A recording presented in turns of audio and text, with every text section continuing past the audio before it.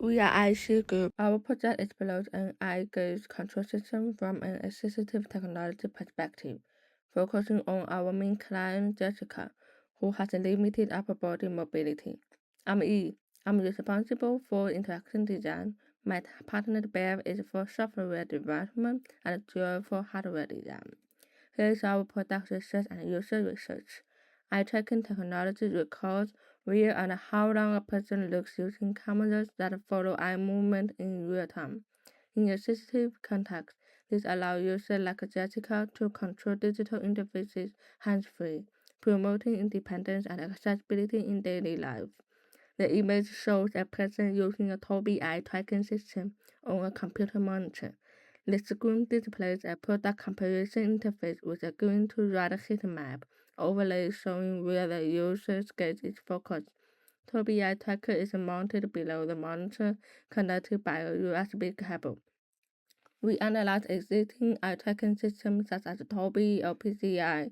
Most provide reliable gaze control, but they struggle with outdoor lighting, precise calibration, and user comfort. We create user journey and workflow maps to understand Jessica's real-world experience with the Tobii eye tracker. This is a horizontal user journey map for Jessica using eye tracker. It shows 6 days while using the tech includes feeling, actions, and design opportunities for improvement. You can use the link on the slide to explore the full details. This is a user flow mapping Jessica's interaction with the eye tracker in 6 days. Link on the slide to explore the full map in detail. It's a detailed user map with pinpoint we will focus on sunlight interference with developing adaptive brightness, on smile outcomes which require high precision such as in large heat zones. This is a chart show key moments from setup to daily use.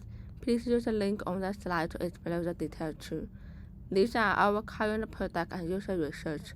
I'm going to pass it to Joe for prototypes of hardware. Thank you, Yi, for that wonderful overview on user research. In the next 4 slides, I will focus on the hardware side, turning those insights into our compact, phone-based eye tracking pen. Our community partner, Jessica, has been using the Tobii PC eye tracker for years, depicted in the top right-hand corner. In order to meet her wants, we are exploring a smarter, sleeker design that resembles the size of a pen, depicted in the bottom right-hand corner. The CAD model demonstrates how easy it will be to modify the dimensions, such as the camera diameter and the wall thickness, without redrawing the entire thing.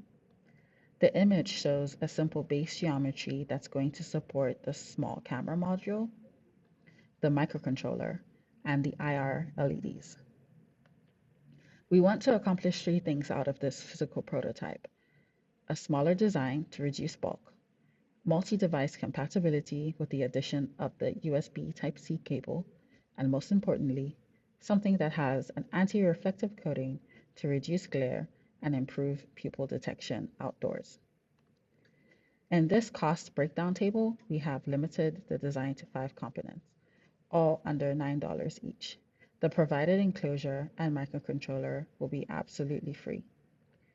Now over to Beverly for the software.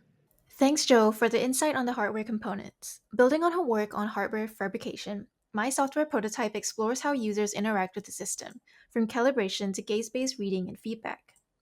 My goal was to create a lightweight browser-based eye tracking solution for mobile, letting us test gaze interaction before hardware integration. The prototype has 3 screens. First, users set up their webcam to lock onto and track their facial features. Second, they calibrate by following a 5x5 grid of red dots, holding each gaze for 3 seconds, ensuring accuracy and stability. Third, users gaze at blue word circles. Holding their gaze 1 to 2 seconds simulates using a keyboard with eye gaze technology. Word turns green, dot disappears, the word you successfully selected gets read aloud, giving users audio and visual feedback. The prototype uses WebGazer.js. Video is captured, eye landmarks detected, coordinates smoothed, and dwell detection triggers feedback. The calibration section trains the model, simulating real gaze control interfaces. Smoothing is also added to reduce jitter for accurate tracking. Currently, this simulates gaze in the browser. Our next steps include connecting the hardware, like ESP32, OpenMV, or Jetson, and optimize calibration and to test this on phones. Next, I'll pass this to E, who will be discussing prioritizing user pain points. Thanks to Joy and Bev for the insight of prototyping. So our project goal is to enhance comfort, accuracy, and adaptability of gaze interaction in real-world conditions. We finalized the key pinpoints to focus on. Our top priorities are improving sunlight adaptability and interface usability, where small icons make gaze control difficult. Additionally, we identified fatigue reduction, auto-calibration, and adaptive dwell time as a natural high improvement for comfort and long-term use. I'm going to pass it to Babe for our next steps. Building on the pain points we identified, our software and hardware prototypes tackle these challenges by simulating eye tracking on a phone. For harsh sunlight, the software tests gaze accuracy under different lighting. For small mobile icons, it simulates adjustable target sizes. This lets us refine circle size, spacing, and dwell duration, ensuring users reliably select items with their eyes in a controlled, low-risk environment before integrating hardware. We decided to build this dedicated design instead of relying only on iPhone softwares, just because it gives us more control over accuracy and usability. The built-in phone cameras aren't really optimized for eye gaze tracking, especially in brighter variable lighting. But with our hardware, we can add infrared illumination, better optics, and design for multiple devices, not just an iPhone. Now, this is what has influenced the next steps in terms of the hardware. We're going to combine all those components mentioned earlier into a compact unit. We're going to calibrate the gaze tracking for accuracy under varied lighting.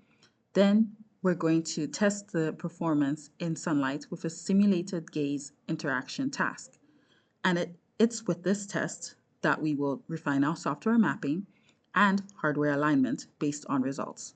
Well, I would like to thank you for listening to our presentation and coming along with us on this journey. We look forward to presenting the final prototype. Thank you.